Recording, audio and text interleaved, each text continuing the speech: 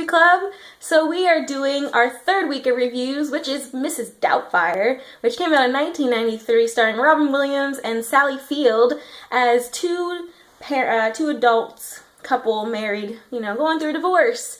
And as divorces go, if there's children involved, there's usually a custody battle.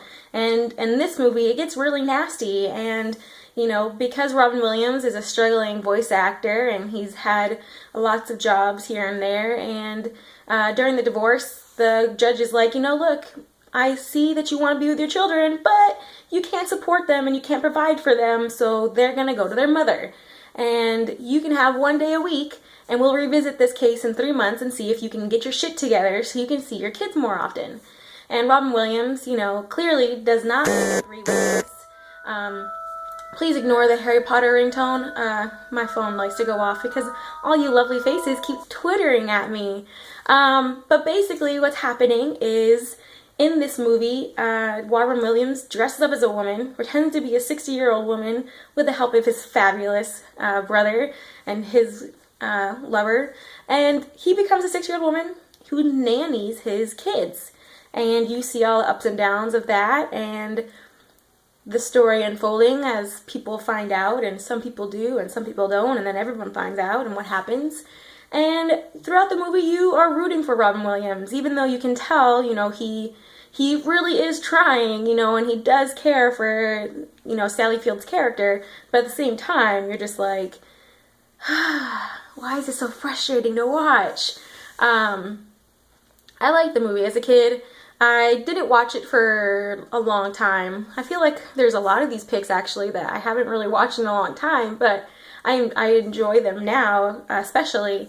So you root for him, and you want him to be with his children because clearly he's a good father. He just needs to get his life together, and throughout the movie he does. And I like the surprise ending, and I'm glad that things didn't happen in the way that they usually happen in movies. I'm not going to spoil things. Well, fuck it, you guys have all watched it. So I'm glad that at the very end, him and Sally don't get back together. I'm glad that they don't do that, and they just agree to be civil co-parents, and he has his own place and she has his own place, and they are happily separated, and they get to share their kids, and even if it was out of court and the court didn't decide on it, I like that. I'm glad that Sally's character was able to get over her own pride and be like, hey, we clearly need to have him in our lives. The children need him. Let's do this the right way. That being said, I think this movie gives a number of deadbeat fathers the wrong idea. I think that this movie is very misleading in the fact that there are some really good dads who do suffer when a family is torn apart, whether it's divorce or break up or whatever. If there's a child involved, I feel like oftentimes the father is the one who does not get the child, and that's very commonplace, I think. However, I think in this movie it makes it seem like every dad is like this, and unfortunately that's not the case, So in this movie you do root for the dad, and you do want the dad to have custody, but in real life it's often, I don't want to say often, but more times than not, let's just say that that's not the case, and I speak from experience. So that aside, I enjoyed this movie. I would suggest people watch it because it is a feel-good movie, kind of. There's parts where you're going to be a little upset and get emotional, but then there's parts where you're like, yeah, go Robin Williams. Basically, I like all Robin Williams movies. There's just Patch Adams and Hook, and oh my gosh, there's just so many. I love him so much. Okay, anyways, watch it, please. I'm assuming you guys have all watched it because we're doing this review together, right? But for those of you who have not watched it, do it. It's so good. You can catch it on TV. They always show it on TV. Netflix, of course. And then, there's always the internet and streaming, and those are places and things that you can do. So do that, and watch it. If you haven't watched it, I'm really shocked. Well, yeah, watch it. Just watch it. Okay, what else? The only, there's Matilda. that character. I don't remember her name. Natalie is her name, I think, in the movie, and her name in real life is Mara, I think is what it was. Well, anyways, Matilda's in this movie. A little bit younger, I think, than what she was when she actually did Matilda. Maybe like a year or two. And then there is one of the Lawrence brothers. He's in there. Matthew Lawrence? Yeah, I totally had a thing for the oldest brother when I was growing up. But he's old. And, you know, no. What else? What else?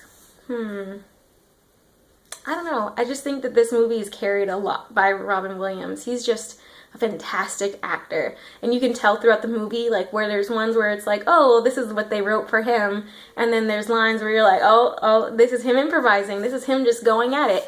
Oh my gosh, like the scene where he's talking to the caseworker, and she's like, what type of jobs, what type of acting do you do? And he's like, oh, my voice acting, and he just goes in this big huge spiel, and you're like, oh man.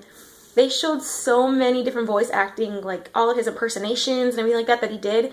I just want to be a fly on the wall and see how many cuts they actually didn't put in the movie, because you could tell there were quite a number of them, and I'm sure a lot of them were still impressive, but for time reasons I'm sure they couldn't include them all. But that was pretty cool. And yeah, just oh my gosh, there's just so many things that are coming back to my head. So let's see, there is the conversation that Robin Williams' brother is having with the mother on the phone. That was just hilarious. And then there is the scene where they're at the restaurant and they're having Sally's birthday. I don't remember her name in the movie. I'm just going to call her Sally because she's Sally Field, and that's all I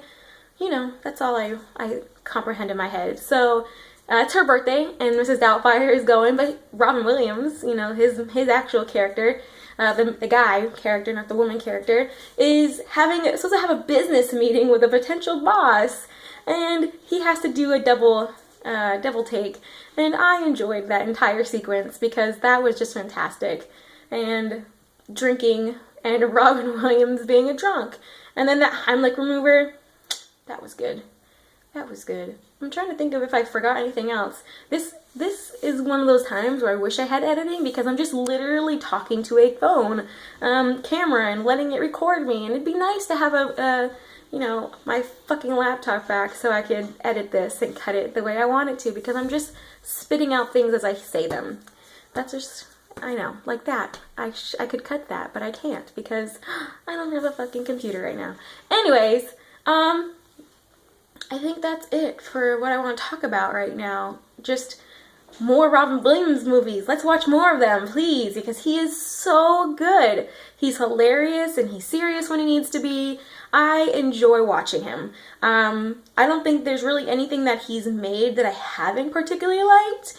And I think, like fine wine, I think he's getting better with age. So there's that. And I enjoy the craft of his art and how he acts, and I enjoy it so much. So let's do more of his movies. Even if they're in the 90s, I'm down with that. So that being said, this is the conclusion of our Harry Movie Club experience today, and we watched Mrs. Doubtfire, in case there's any doubt in your mind of what we were watching, and that is that.